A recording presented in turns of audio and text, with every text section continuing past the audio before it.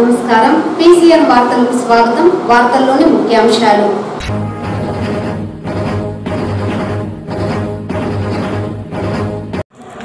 జిల్లాలోని private degree కళాశాలల యాజమాన్యాలు ఫీజు రియంబర్స్మెంట్ కు సంబంధించి విద్యార్థులను ఒత్తిడి చేస్తే కఠిన చర్యలు తీసుకుంటాం. జిల్లా కలెక్టర్ సుమిత్ కుమార్.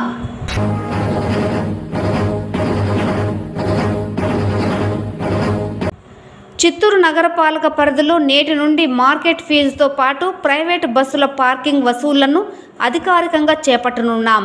నగర కమిషనర్ నరసింహప్రసాద్.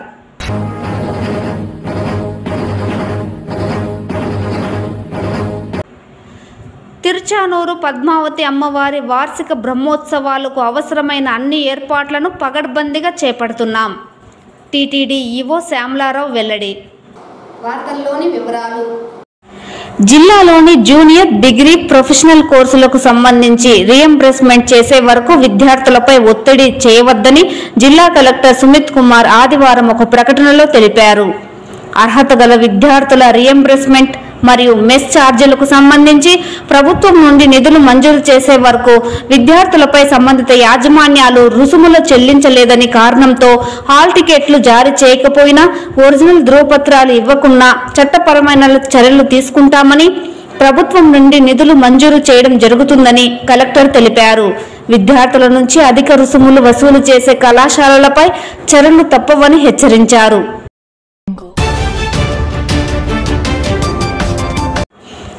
చిత్తూరు నగర పాలక పరిధిలో ఆదివారం నుండి మార్కెట్ ఫీజు, ప్రైవేట్ బస్సుల పార్కింగ్ ఫీజు వసూలు నగర పాలక అధికారులు చేపట్టనున్నట్లు నగర కమిషనర్ నరసింహప్రసాద్ తెలిపారు.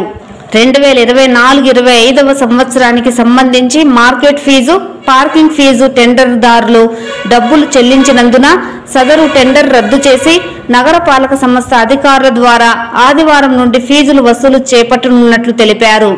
నగరపాలక పరిధిలోని కూరగాయల మార్కెట్లు, జంతు వధశాలలు, ఎన్టీఆర్ బస్టాండ్, పాత బస్టాండ్, నగరంలోని మిగిలిన ప్రాంతాలలో మార్కెట్లు, ప్రైవేటు బస్సుల పార్కింగ్ ఫీజులు వసూలు చేపట్టడానికి నగరపాలక అధికారులను నియమిస్తూ ఉత్తర్వులు జారీ చేశారు. రెవెన్యూ అధికారులు, ఆర్ఐలు, కేటాయించబడిన అడ్మిన్ కార్యదర్శులు సమన్వయంతో పనిచేసి ఫీజులు వసూలు చేపట్టాలని కమిషనర్ ఆదేశించారు.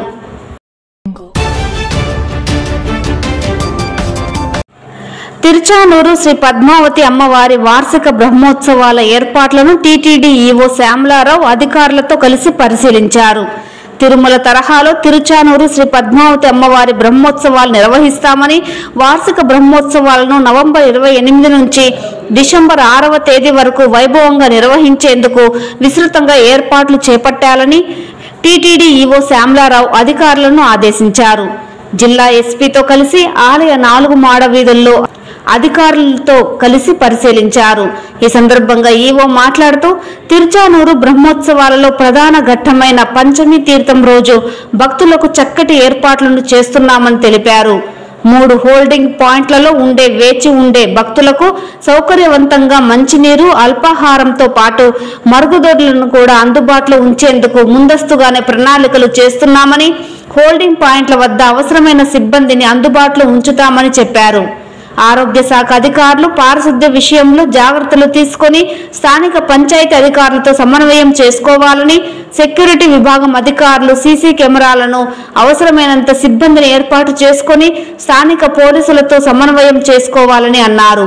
ఈ కార్యక్రమంలో JEO Veerabrahmam, CVSO Sridhar, deputy EO Govinda, Rajan, Tiruchanur CI Sunil Kumar, ఇతర అధికారులు తదితరులు పాల్గొన్నారు.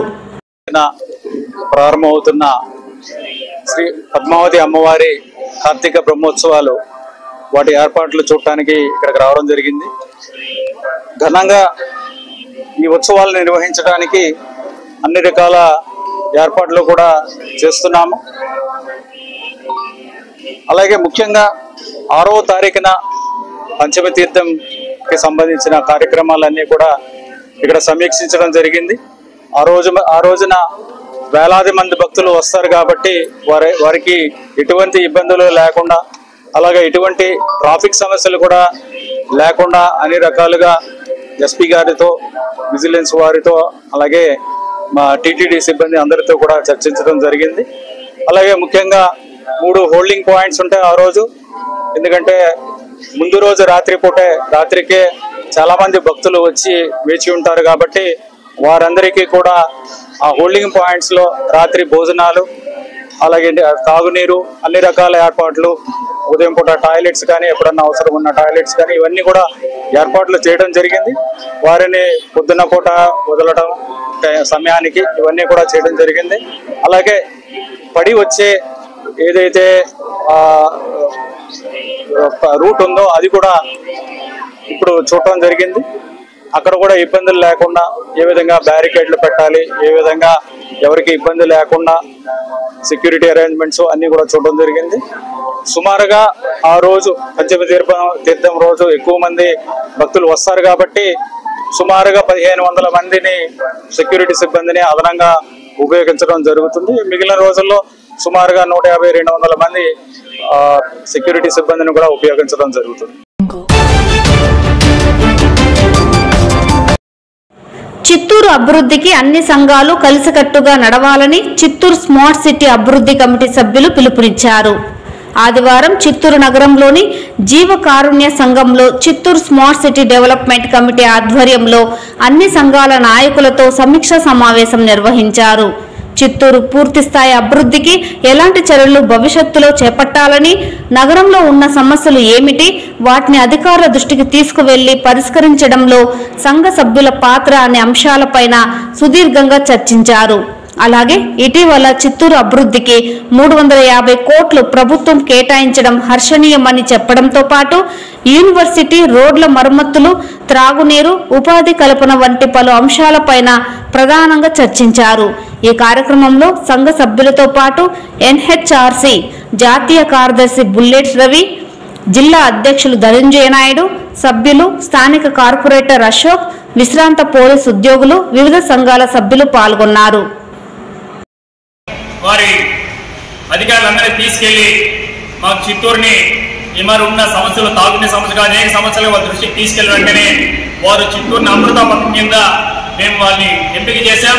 తప్పకుండా అని చెప్పేసి నేను ఎంపిక చేసిన పిదపనే 250 కోట్లు మనకు చిత్తూరు నగర అభివృద్ధికి, అంటే తాగునీటి, రోడ్లకి, తాగునీటి కావచ్చు, కాలువలు కావచ్చు, పార్కుల సుందరీకరణ సుమారు 250 కోట్లను వెనువెంటనే ఆయన మంజూరు చేయడం జరిగింది. దాన్ని మనం చేసుకునే ప్రయత్నంలో ఆ నిధులు పూర్తి స్థాయిలో దాన్ని ఉపయోగించుకోలేకుండా తిరిగి వెళ్ళిపోయిన పరిస్థితి ఉంది. కానీ మన తాండవకు సంబంధించి కేంద్ర విశ్వవిద్యాలయం కావాలి, రోడ్లు విస్తరణ జరగాలి. అదేవిధంగా మనకు సంబంధించింది ఇక్కడ అనేక యువత కూడా ఉద్యోగాలు లేకుండా అనేక ఇబ్బందులు పడుతున్నారు. అదేవిధంగా రైల్వేకి సంబంధించిన అనేక రంగాల్లో కూడా మనం ముందుకు వెళ్ళకపోతున్నామని చెప్పేసి అనేక సందర్భాల్లో ఈ సమావేశం ద్వారా గత మొన్నటి వరకు మనకు ఎన్నికల ముందు మనకు తెలుగుదేశం ఉమ్మడి అభ్యర్థిగా ఉన్న గురజాల జగన్మోహన్ గారి కూడా వేదిక ఏర్పాటు చేయబడింది. అన్ని ఎవరైతే ఏ పార్టీకి సంబంధించిన శాసనసభ్యులుగా ఎవరైతే నిలబడ్డారో వారందరి ద్వారా కూడా ఆయన ఒక వేదిక ఏర్పాటు చేయడం. మీరు అధికారంలోకి వస్తే చిత్తూరుని ఏ విధంగా ముందుకు తీసుకెళ్తారని చెప్పేసి అధికారంలోకి వచ్చిన తర్వాత ప్రస్తుతం మన ఎమ్మెల్యే గారు ఖచ్చితంగా నేను చిత్తూరు నగర అభివృద్ధికి తీసుకెళ్తానని చెప్పేసి మన రాష్ట్ర ముఖ్యమంత్రి గారి దృష్టి కూడా 350 కోట్లతో చిత్తూరు నగర అభివృద్ధిగా చేపిస్తానని చెప్పడం జరిగింది. కానీ మనం తీసుకుంటే అడవిలపల్లి రిజర్వాయర్ ద్వారా మనకు తాగునీటి శాశ్వత పరిష్కారం కోసం అనేక సంవత్సరాలు మనం పోరాటం చేస్తున్నాం. మొన్నటికి మొన్న ఎమ్మెల్యే గారు గెలిచిన తర్వాత అడవిపల్లి రిజర్వాయర్ దగ్గరికి వెళ్ళడం, అక్కడ పరిశీలించి తక్షణం అక్కడి పైప్ లైన్ ఏర్పాటు చేయని చెప్పేసి ప్రస్తుతం మనకి పురపాలక శాఖ గతంలో ఇక్కడ చిత్తూరు జిల్లాకి కలెక్టర్గా పనిచేసే పద్యంలా గారు ఇప్పుడు పురపాలక శాఖ కార్యదర్శిగా ఉన్నారు. వారి వెంటనే వారి దృష్టికి తీసుకురావడంతోనే వెంటనే దానికి సంబంధించిన సుమారు 0.75 TMC వాటర్ కూడా మనకు చిత్తూరుకు అందించే ప్రయత్నం చేయడం జరిగింది. అదేవిధంగా మనకి తీసుకుంటే చిత్తూరు రైల్వే స్టేషన్ అభివృద్ధి కూడా మొన్నటికి మొన్న ప్రధానమంత్రి గారు 11 కోట్లు మంజూరు చేసి గతంలో చూసుకునే ఉన్నాం. గతంలోనే కేంద్ర రైల్వే శాఖ సహాయ మంత్రి బండారు దత్తాత్రేయ గారికి వచ్చినప్పుడు ఆధునీకరణ పనుల కోసమే సుమారు 5 కోట్ల రూపాయలు రిలీజ్ చేయడం జరిగింది. కానీ పనులు తాత్కాలిక పూర్తిసార్లు జరగకుంటే వెంటనే ఈ విషయాన్ని అనేక సార్లు మాకు సంబంధించిన జాతీయ స్థాయి, రాష్ట్ర స్థాయి దృష్టికి తీసుకెళ్లడంతోనే మన చిత్తూరు నగర రైల్వే స్టేషన్ అభివృద్ధికి సుమారు 11 కోట్లు వెచ్చించి ఈరోజు మన చిత్తూరు జిల్లాలోనే ప్రత్యేక మౌలిక సదుపాయాలతో రైల్వే స్టేషన్ పోలీసులు తమ కాలనీకి భద్రత కల్పించాలని నగరంలోని కొంగారెడ్డిపల్లి ఎస్బీఐ కాలనీ వాసులు విజ్ఞప్తి చేశారు. ఈ సందర్భంగా ఎస్బీఐ కాలనీ నివాసి విశ్రాంత నెహ్రూ యువ కేంద్రం కోఆర్డినేటర్ బాల్విన్ రాజ్ మీడియాతో మాట్లాడుతూ ఈ నెల 20వ తేదీ రాత్రి గుర్తు తెలియని దుండగులు ఎస్బీఐ కాలనీలోని శ్రీనివాసన్ అపార్ట్మెంట్లో హల్చల్ చేశారన్నారు. తన కారు అద్దాలను పగలగొట్టి పూర్తిగా నాశనం చేశారని, ఈ నేపథ్యంలో 1 టౌన్ పోలీస్ స్టేషన్లో 21వ తేదీన ఫిర్యాదు చేయడం జరిగిందన్నారు. సీసీ కెమెరాలను ఏర్పాటు చేసుకోవాల్సిందిగా పోలీసులు ఇచ్చిన సూచనల మేరకు తగిన ఏర్పాట్లను చేస్తున్నామన్నారు. అయితే గత 2-3 రోజులుగా ఇలాంటి ఘటనలే తమ కాలనీలో పునరావృతం అవుతున్నాయని, రాత్రి వేళ ఈ వీధిలో పూర్తిగా చీకటి కావడంతో పోలీసుల భద్రత, రక్ష వంటి వాహనాల పర్యవేక్షణ చేపట్టాలని విజ్ఞప్తి చేశారు. సడన్గా ఇక్కడ థెఫ్ట్ జరిగినట్టు అర్థమైంది మాకు. ఎందుకంటే ఆ రాత్రి 8:30 నుంచి 10 గంటల వరకు కూడాను కిందనే అల్లరి ఇదంతా ఏదో తలుపులు కొట్టడం, గిన్నెలు కొట్టడం జరుగుతుంటే అనుమానం వచ్చి వాళ్ళు ఫోన్ కూడా చేశారు పోలీస్ డిపార్ట్మెంట్కి 100 చేస్తే వాళ్ళు వచ్చి ఒకసారి రౌండ్ నుంచి వెళ్ళిపోయారు. కానీ వాళ్ళు గమనించలేకపోయారు, చూసి వెళ్ళారు. మొత్తం అది మంచి పని అయింది. అయితే వాళ్ళు సజెస్ట్ చేశారంట సీసీ కెమెరాస్ పెట్టుకుని మంచిది, లైట్ కూడా పెట్టుకుని చెప్పారటండి. అది ఆలోచిస్తున్నప్పుడు తర్వాత నేను మార్నింగ్ వచ్చి చూసేసరికి నా గ్యారేజ్లో ఉన్న కారు, అంటే మా ఇంటికి అపార్ట్మెంట్లో ఉన్నదే గ్యారేజ్, ఆ కారు గ్లాస్ మొత్తం పగలగొట్టేశారు, స్మాష్ చేశారు. డ్రైవర్ పక్కన ఉన్న విండో అంతాను. అది తీసిన తర్వాత అప్పుడు పెద్ద ఘోరం జరిగిపోయింది, పెద్ద శబ్దం వచ్చిందని తెలిసింది. నాకు తెలియదు అంత పెద్ద శబ్దం కొట్టారంట. ఆ లోపల ఎంటర్ అయ్యారు. దారి కారు తీయడం వీల్లేక లోపల ఎంటర్ అయ్యి ఆ డాష్ బోర్డ్లో ఉన్న కాగితాలు పడేసి మొత్తం చిందరవందరగా చేశారు కారు అంతాను. సరే నేను చూసిన తర్వాత మరి ఏం చేసేది లేకుండా వెంటనే పోలీస్ స్టేషన్కి వెళ్ళి నేను చెప్పాను, రిపోర్ట్ చేశాను. తర్వాత నిన్న ఉదయాన్నే రిటర్న్ కంప్లైంట్ కూడా వాళ్ళకి ఇచ్చానండి. పోలీస్ డిపార్ట్మెంట్లో 1 టౌన్ పోలీస్ ఇచ్చారనమాట. వాళ్ళు తీసుకున్నారు. వాళ్ళు వెంటనే మేము టేకప్ చేస్తామండి, దీనికి పెట్రోలింగ్ ఏమంతా చేస్తాం, ఏరియా అంతా కొంగారెడ్డిపల్లి అని చెప్పారండి. అయితే నా ఉద్దేశం ఏంటంటే ఈ విధంగా తెలియజేయడం ద్వారా భద్రత కల్పించాలని. ఏరియా అంతా చీకటిగా ఉంటుంది కాబట్టి కనీసం అప్పుడప్పుడు పోలీసు విజిలెన్స్ చేస్తుంటే టైం టు టైం అన్నది. ఇక్కడ రోడ్డు పక్కన తిరిగే షాపులు ఉన్నారు, చాలా తిరుగుతున్నారు. చాలామంది వాళ్ళు అన్ఐడెంటిఫైడ్ పీపుల్ గ్రూప్స్గా తిరుగుతున్నారు. వాళ్ళకి ఏం పని పట్టలేదు. కాబట్టి ఈ మురిగానిపల్లికి వెళ్ళే రోడ్డు దగ్గర నుంచి ఈ రోడ్డు ఎంత కూడా చాలా అన్రూలీగా ఉన్నారు పీపుల్. కాబట్టి ఏమైనా ఏర్పాటు చేయాలంటే పోలీస్ పెట్రోలింగ్ ఇచ్చింది, కొంత అరెస్ట్ చేయడం కానీ కొన్ని షాపులు లేకుండా కానీ చేస్తే మాకు భద్రత ఉంటుందని మేము మనం చేస్తున్నానండి. పోలీస్ డిపార్ట్మెంట్ తగిన చర్య తీసుకొని మాకు భద్రత కల్పించాలని.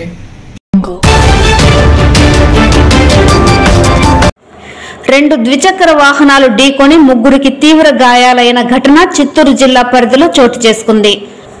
వివరాల్లోకి వెళితే ఐరాల మండలం మద్దిపట్లపల్లి వద్ద ప్రధాన రహదారిలో ఆదివారం ఉదయం 2 ద్విచక్ర వాహనాలు ఎదురెదురుగా అతివేగంగా వచ్చి ఢీకొన్నాయి. ఈ నేపథ్యంలో వాహనదారులు ప్రయాణించే 3 తీవ్ర గాయాల పాలయ్యారు. స్థానికులు ఇచ్చిన సమాచారం అందుకున్న పోలీసులు ఘటనా స్థలానికి చేరుకొని క్షతగాత్రులను 108 ద్వారా చిత్తూరు ప్రభుత్వ ఆసుపత్రికి తరలించారు. ఈ ఘటనపైన పోలీసులు కేసు నమోదు చేసి దర్యాప్తును ప్రారంభించారు. పూర్తి వివరాలు పోలీసుల దర్యాప్తులో తెలియాల్సి ఉంది.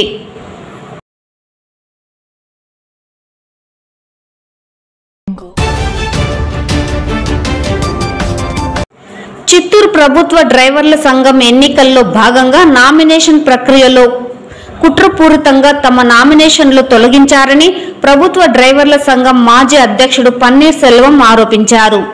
చిత్తూరు నగరంలోని పార్థసారథి కళ్యాణ మండపంలో ఆదివారం ప్రభుత్వ డ్రైవర్ల అసోసియేషన్ ఎన్నికలు ఏకగ్రీవంగా నిర్వహించారు. ఎన్నికల అధికారిగా విజయవాడ నుంచి వచ్చిన చిరంజీవి వ్యవహరించారు. ఇందులో భాగంగా ప్రభుత్వ డ్రైవర్ల అసోసియేషన్ నూతన జిల్లా అధ్యక్షునిగా శ్రీనివాసులను ఏకగ్రీవంగా ఎన్నుకున్నారు. 2వ వర్గానికి చెందిన వాళ్లు నామినేషన్లు కొంత పొరపాట్లు చేయడంతో నామినేషన్ తిరస్కరణకు గురైంది. దీంతో ఇరు వర్గాల మధ్య కొంత మేరకు ఉద్రిక్తత వాతావరణం ఏర్పడినప్పటికీ చివరికి ఎన్నికలను ఏకగ్రీవం చేశారు. జిల్లా అధ్యక్షుడు శ్రీనివాసుల ఆధ్వర్యంలో కార్యవర్గాన్ని త్వరలో ఎన్నుకోనున్నారు.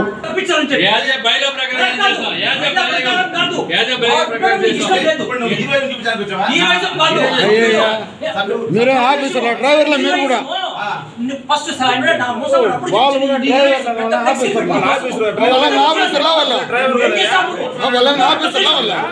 ఇద్దరు ఒక తప్పించి ప్రజెంట్ చేస్తావు నువ్వు మీకు సత్తా ఉంటే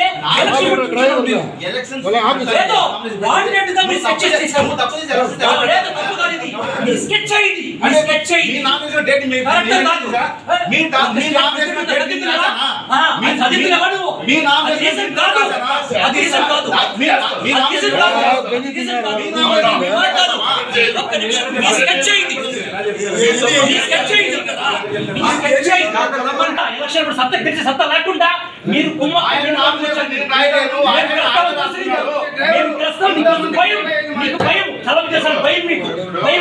ప్రక్రియలో ఎన్నికల అధికారి గారు నాది ఈరోజు 24/11/2024 డేటు నామినేషన్ అప్లై చేశాను. నేను అప్లై చేసిన డేట్ అక్కడ మెన్షన్ చేసిన దాన్ని వాళ్ళు లేదు ఎన్నికల తేదీగా అన్నారు. నేను వాళ్ళు చెప్పా, అయ్యా తేదీ అంటే లేదు తమ్ముడు నువ్వు ఏ రోజు అప్లై చేసి ఈరోజు ఏమి డేటు అన్నారు. 24 అంటే అన్నారు అని అప్లై చేస్తే ఈరోజు దాన్ని కాదు చూపించి అసలు మా బయలులో కానీ ఎక్కడ కూడా అసలు ఎక్కడ కూడా కడపలో ఎలక్షన్ జరిగి 15 ఏళ్ళు ఆయన మాకు ఎలక్షన్ ఆఫీసరు అట్లా ఏ జిల్లాలో కూడా ఎక్కడ కూడా లేకుండా మా జిల్లా డ్రైవర్లు ఇంతమంది 25 మంది ఈరోజు ఇక్కడ ఏకతాటి మీద ఉంటే అక్కడ మొత్తం విశ్రాంతి ఉద్యోగులు కూర్చోబెట్టుకొని ఆయన అండర్లో మొత్తం వాళ్ళు చేసుకొని పోతున్నారు. ఇది ఎంతవరకు సబబు? ఇప్పుడు ఓటరు మనోభావాన్ని దెబ్బతినేగా ఒక డ్రైవర్లు ఇంతమంది వాళ్ళు మనోభావాలు దెబ్బతినేలాగా రాష్ట్ర అధ్యక్షులు వాళ్ళు చేయడం ఎంతవరకు సబబు? ఈ పత్రికాముఖంగా నేను తెలియజేసుకున్నా. తిరుమల శ్రీవారిని ఈరోజు ఉదయం వీఐపీ విరామ సమయంలో పలువురు ప్రముఖులు దర్శించుకున్నారు. స్వామివారిని దర్శించుకున్న వారిలో సినీ నటుడు శివాజీ, తమిళ నటుడు విజయ్, కుటుంబ సభ్యులతో పాటు తెలంగాణ ఎమ్మెల్యే శ్రీహరి వేరువేరుగా స్వామివారి సేవలో పాల్గొని మొక్కులు చెల్లించుకున్నారు. శ్రీవారి దర్శనార్థం తిరుమలకు విచ్చేసిన వీరికి ఆలయ అధికారులు స్వాగతం పలికి దర్శన ఏర్పాట్లు చేశారు. అనంతరం రంగనాథ మండపంలో వేద పండితులు వేద ఆశీర్వచనం చేసి స్వామివారి తీర్థ ప్రసాదాలను అందజేశారు.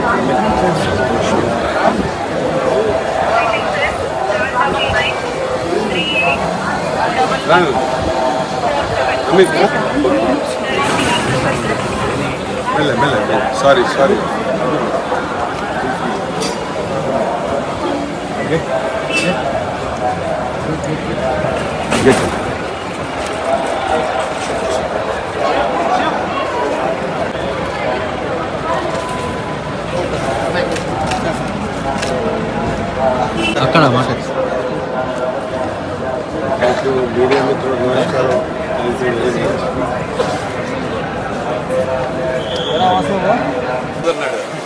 చైర్మన్ గారు చెప్పాడు కదా ఏం మాట్లాడొద్దని.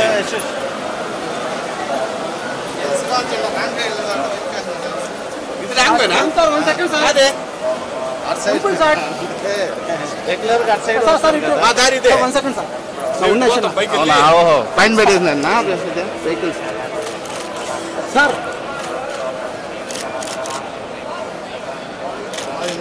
ఓకే రండి సార్. అధ్యక్ష దైవం శ్రీ వెంకటేశ్వర స్వామి వారిని కొలవటానికి వారిని దర్శనం చేసుకోవడానికి వచ్చాను. చాలా ఆహ్లాదకరంగా ఉంది. ప్రసాదాలు అన్నీ చాలా చాలా చాలా అద్భుతం. స్వామివారి ప్రసాదం దొరకడం మహాభాగ్యం. అలాంటిది కొత్త పాలక మండలి వచ్చిన తర్వాత కూడా చాలా అద్భుతంగా ఉంది. అంతా బ్రహ్మాండంగా ఉంది. ఓ పద్ధతి ప్రకారం అందరూ సమానం అనే పద్ధతిలో వెళ్తూ ఉంది. ఇది ఇలాగే కొనసాగాలి. ఈ రాష్ట్రం పచ్చగా ఉండాలి. ప్రజలందరూ సంతోషంగా ఉండాలి. గోవిందా గోవిందా. ఈ వార్తలు ఇంతటితో సమాప్తం. నమస్కారం.